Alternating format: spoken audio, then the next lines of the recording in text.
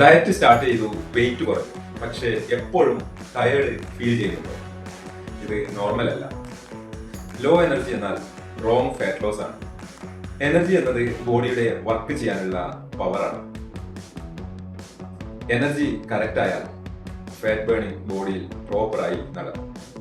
Energy കുറഞ്ഞു കഴിഞ്ഞാൽ body storage മോഡിലേക്ക് പോകും. എനർജി കുറയാനുള്ള പ്രധാനപ്പെട്ട കാരണങ്ങൾ നോക്കുകയാണെങ്കിൽ ഭക്ഷണത്തിലെ പ്രോട്ടീൻ കുറവ്, very low calorie diet, muscle loss, poor sleep, അതുപോലെ തന്നെ വെള്ളത്തിന്റെ കുറവ് ഇവയാണ്.